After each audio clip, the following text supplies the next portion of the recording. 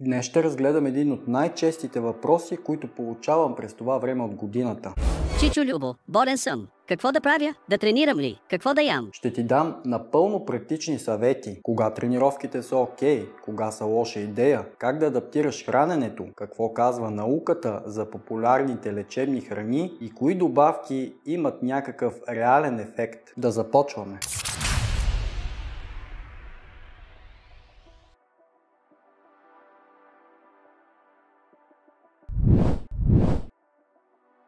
Едно от най-големите притеснения е... Ще изгубя ли мускул, ако пропусна няколко тренировки? Добрата новина е, че реална мускулна атрофия поради нетрениране започва чак след 7 до 10 дни. Така че ако говорим за лека настинка или кратко боледуване, не, мускулите ти няма да се стопят.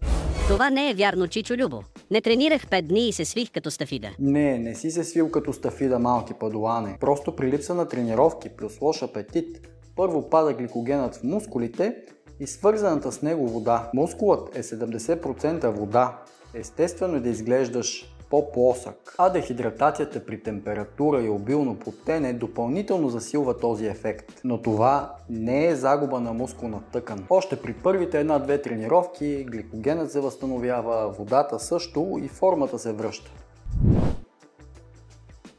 Тренировките са абсолютно противопоказни. Ако имаш температура над 38 градуса, силни мускулни болки, болки в ставите, силна умора, влажна кашлица, секрети в белите дробове и грипоподобни симптоми. Тялото ти вече е в голям стрес и да го стресираш допълнително с още тренировки означава по-тежко протичане на болестта, по-бавно възстановяване и риск инфекцията да слезе по-надолу в дихателните пътища. Затова почиваш, докато температурата и тежките симптоми отшумят.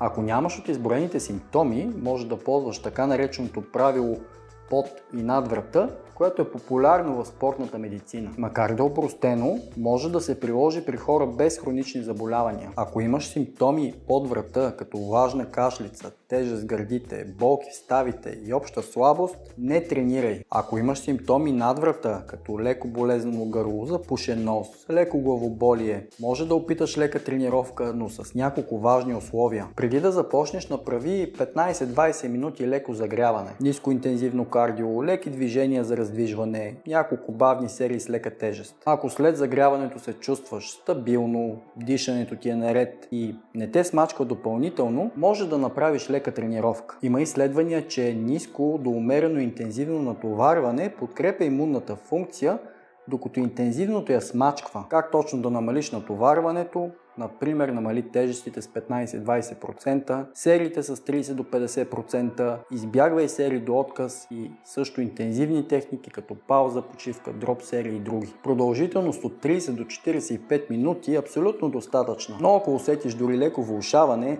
прекрати заниманието незабавно. Ако си бил по-тежко болен, не се връщай веднага към старите тежести и тренировъчен обем. Направи 2-3 адаптационни тренировки с отново намален обем и интензивност, за да прецениш как реагира тялото ти. Храненето по време на боледуване не трябва да се променя драстично. Ако принципно се храниш балансирано, продължавай в същия дух. Може да следваш няколко основни принципа. При липса на апетит, използвай по-лесни за прием белтъчини, например протеинна прах, кисело мляко, супи и други. Консумирай повече пресни плодове и зеленчуци, не защото те лекуват, а защото осигуряват течности, витамини, минерали и антиоксиданти. Може леко да намалиш калориите с около 300-400, но дори да не го направиш, няма проблем. Боледуването обикновено не е достатъчно дълго, за да натрупаш много излишни мазнини. Ако имаш температура и потенето е значително, увеличи водата и малко солта.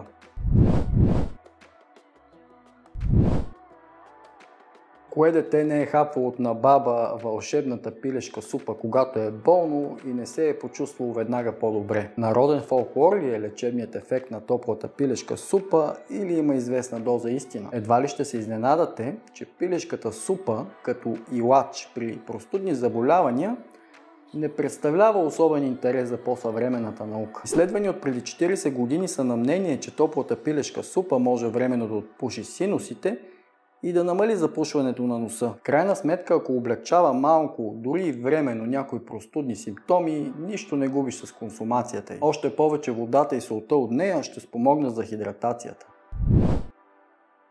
Когато се разболеят, много хора започват да суплементират с солидни дози витамин С или изцеждат лимони и нагъват портокали, ако не са фенове на добавките. Но според наличните научни данни, витамин С не лекува настинки и не спира боледуването. Може при някои хора да облегчи симптоми и времето за боледуване с около 10%. Най-често това се наблюдава, ако се приема редовно още преди заболяването. Но е безвреден в разумни количества, така че няма пречка да увеличиш приема му, стига това да бъде умерено.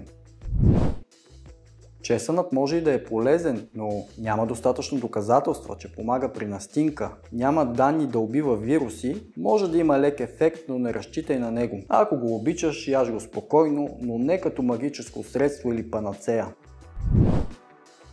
Топъл чай с мед също е сред задължителните илачи, особено когато ни боли гърлото или кашляме. Възможно е временно да поотпуши носа и синусите, може да облегчи гърлото и да успокои кашлицата, но не влияе на самата инфекция. А успокояването на кашлицата не е задължително да е нещо положително, тъй като тя спомага, ако има, да се изчисти секрета от дихателните пътища.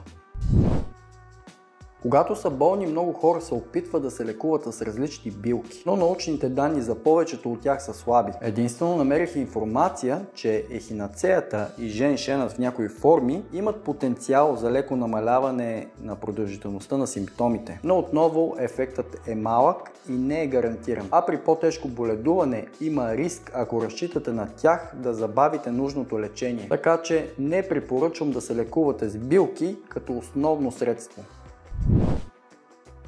Приемането на достатъчно вода и течности е от изключително значение и не се поставя под съмнение. Ако боледуването е свързано с по-обилно потене, трябва да пиете повече, за да не се дехидратирате, както и да консумирате малко повече сол. Но няма данни излишно наливане да спомага за по-бързо излекуване или да облегчава някои симптоми. Освен, че ще се наложи по-често да се раздвижвате до тоалетната, което пък може да е някакъв плюс. Цинкът е може би единственото средство от категорията на хранителните добавки, за който има някакви по-сериозни данни. Изследвания върху така наречените цинкови таблетки за смучене показват, че цинкът може да затрудни размножаването на риновирусите, може да намали продължителността на настинката с 30 до 50% и може да намали тежестта на симптомите. Но има няколко важни детайла. Първо, формата на цинка има значение. Най-добре изследвани са цинк ацетат и цинк глюконат. За други форми на цинка няма достатъчно доказателства. Второ, дозировката в изследванията е висока, около 75 мг дневно. Това е над допустимата горна граница за безопасен дългосрочен прием от 40 мг. В тези количества често се наблюдават странични ефекти, като метален вкус в устата, гадене и стомашен дискомфорт. Трето, продължителното високо количество на цинк може да доведе до дефицит на мед. Затова не е подходящо да се взема дълго. Практическата ми препоръка е 15 до 30 мг цинк дневно, като безопасна и разумна доза. Може да увеличиш до 50-60 мг само за 1-2 дни в началото, но не и повече.